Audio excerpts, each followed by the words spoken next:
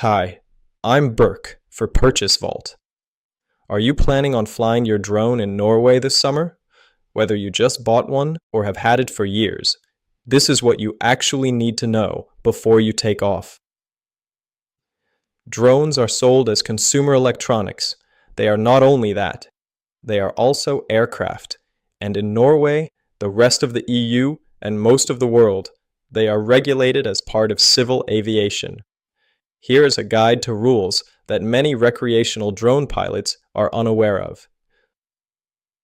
When you buy a DJI Mini 5 Pro or a Mavic 4 Pro at your local electronics store, it comes in a box with a camera and a controller. It does not always come with enough information about the regulatory framework you are entering, and what is included is easy to overlook. Drones, or unmanned aircraft systems, which is the correct term, are a part of civil aviation. The same authority that oversees commercial airlines, Luftfartstilsynet, the Civil Aviation Authority of Norway, also regulates every DJI drone flown recreationally across the country. The rules apply to you, whether you fly once a year on holiday or every weekend.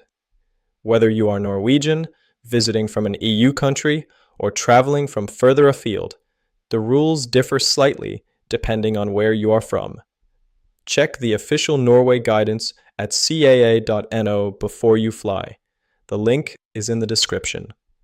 The weight of the drone does not exempt you from the framework. It determines which part of it applies to you.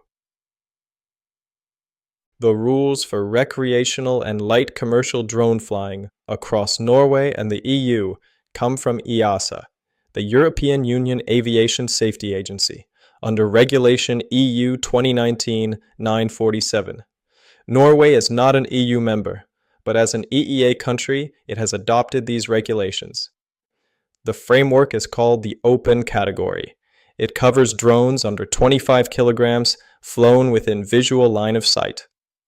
The Open Category has 3 subcategories, A1, A2, and A3.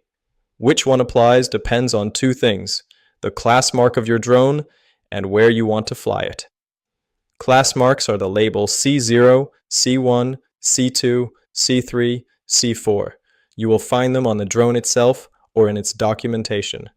They are not marketing categories. They are regulatory classifications with specific operational rules attached. Let me use 2 specific examples: the DJI Mini 5 Pro and the DJI Mavic 4 Pro, because they represent the 2 most common scenarios. The DJI Mini 5 Pro weighs 249.9 grams and carries a C0 class mark. C0 is the lightest class. In subcategory A1, you should avoid flying over uninvolved persons and must not fly over assemblies of people. Pilot competency for C0 is knowledge of the user manual. No formal course or exam is required. You still need to register, and the other general rules still apply. C1 drones also operate in A1 with a stricter rule: no flying over uninvolved persons at all. C1 pilots require the user manual plus the A1, A3 course and exam. The DJI Mavic 4 Pro weighs approximately 1,063 grams and carries a C2 class mark.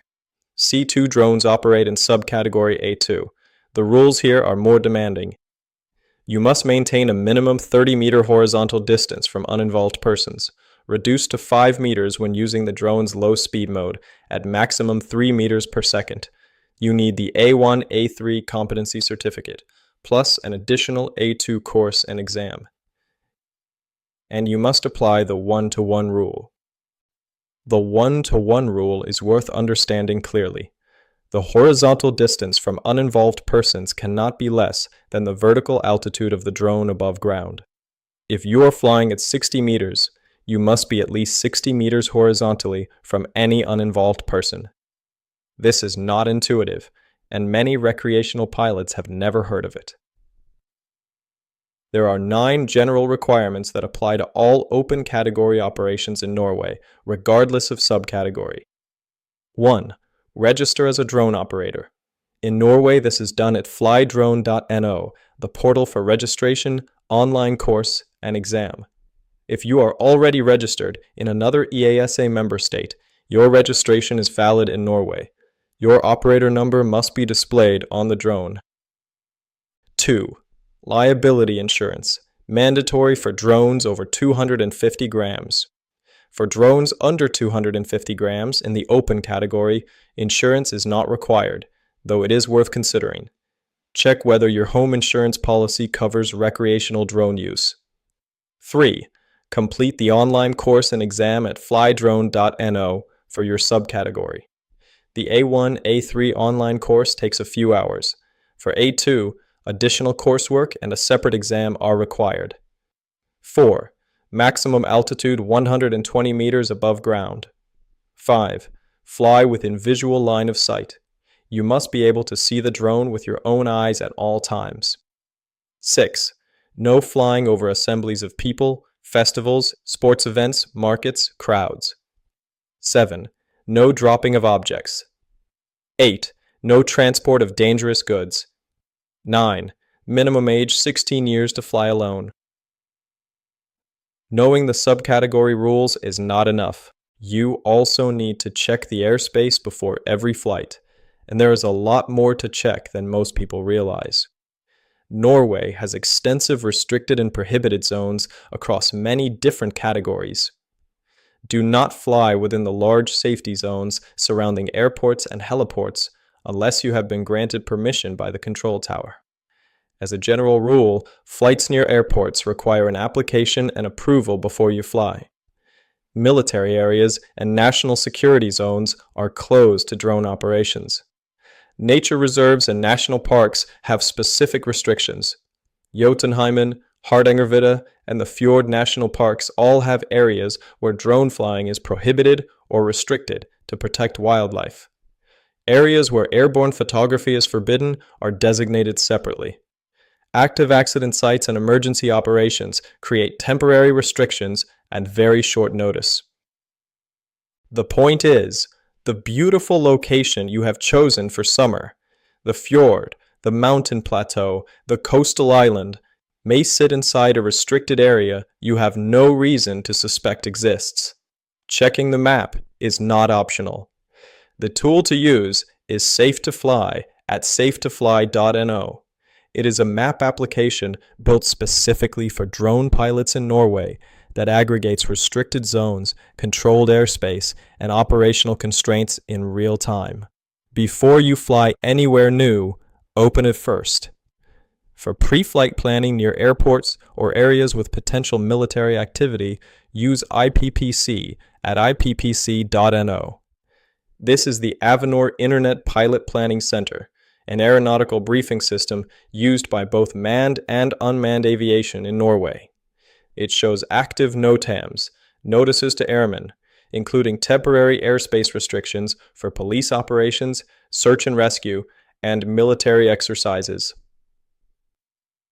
Checking IPPC before a planned flight takes 2 minutes, and they save you from flying into a temporary restriction you had no other way of knowing about.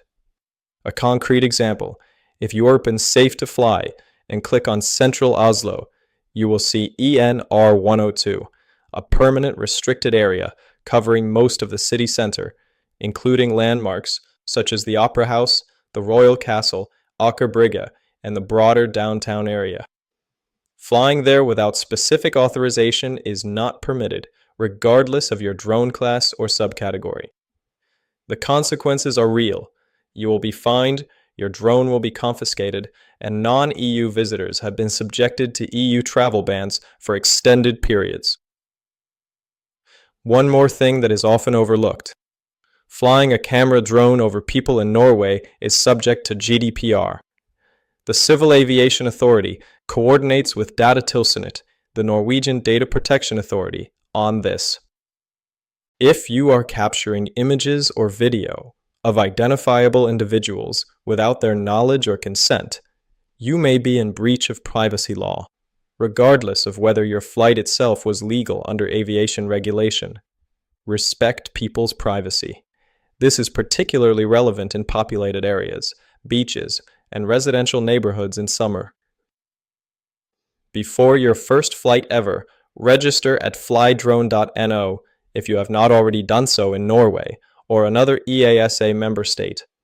Complete the online course and exam for your subcategory.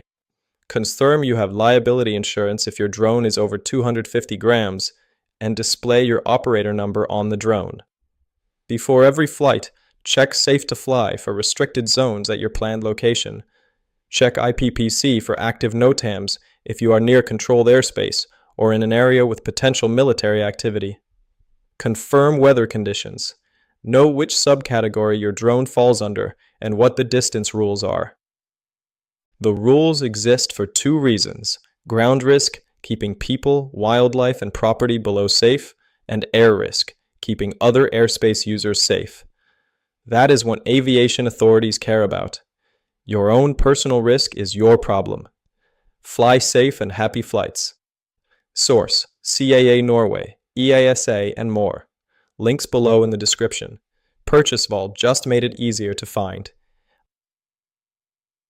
We publish consumer rights and regulatory content every week.